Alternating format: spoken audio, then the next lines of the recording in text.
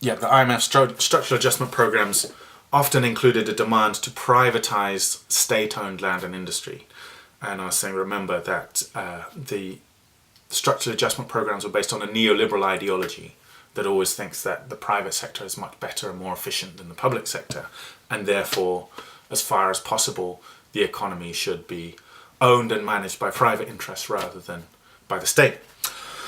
Now, there's arguably this could be justified by this human right of the right to property. Yeah, property rights are seen as some of the most fundamental human rights, at least in a Western liberal reading of human rights.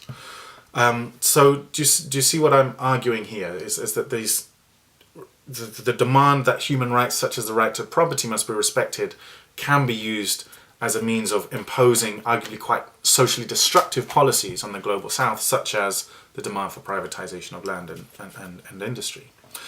And a third example of how human rights can be weaponized by Western states against non-Western states to undermine and weaken them.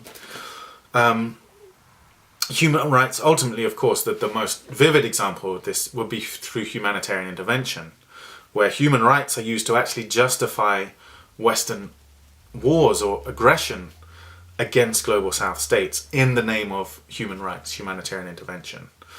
And we can use the example of Libya, the NATO invasion of Libya in 2011, to illustrate all three of these points in action, in fact. So let's take the first one. Actually, I gave it to you second. Excuse me. The argument that property rights need to be respected. Yeah, and this can be used by the West to try and open up economies of the global South to take over by Western TNCs.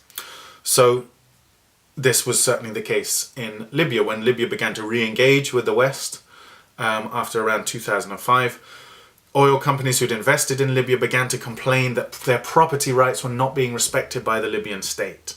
They argued that taxes were too high for foreign oil companies, that there were too many regulations they had to follow. So they were using this notion of human rights, specifically property rights, to demand that the Libyan state basically give up some of its power over the oil industry to Western TNCs. This didn't work, and then we come on to one of the other ways in which human rights are weaponized against the global South.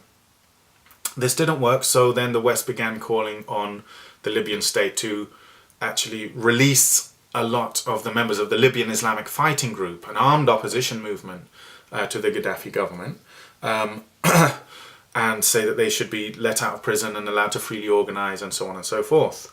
And this actually happened under Gaddafi's son, Saif al-Islam Gaddafi.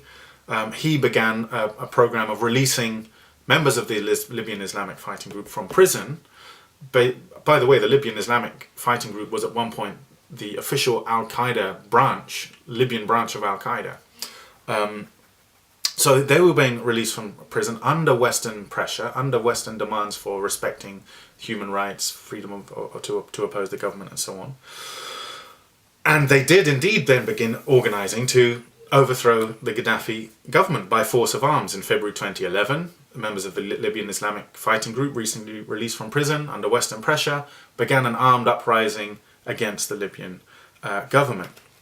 And then when there was a crackdown against that armed uprising, the West then said, well, look, the Gaddafi government's committing human rights abuses and atrocities on a mass scale.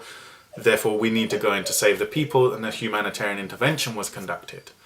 So you can see Libya is a good example of how all three of these different ways in which the West can weaponize human rights as a tool for undermining global South states were used. Firstly, in the demand that they respect property rights by opening up their economy to control by Western TNCs.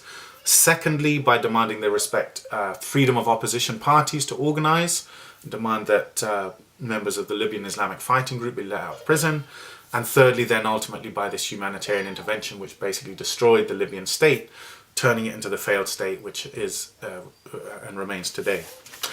So, yeah, sorry for the slightly strange order of that lecture, because I just wanted to add that point about how human rights can be weaponized against the global south, and that's an intrinsic and crucial part of the post-colonial critique as well.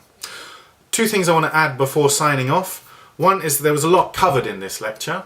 Don't feel that if you had a 15-mark question, say, outlining the criticisms of human rights, I wouldn't expect you to put everything that I've just gone into in this lecture in a 15-mark question.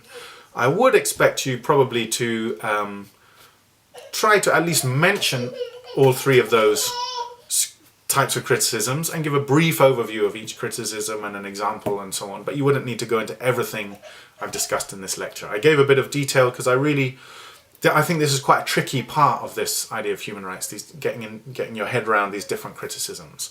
So I wanted to give quite a lot of information and examples just to help you get a picture in your head of these criticisms. So I hope that's been helpful. I certainly don't want you to feel overwhelmed and like you're going to have to remember every aspect of everything I've said. Like I say, I want you to get a basic idea of the three types of criticisms. And the second thing, just a little exercise really.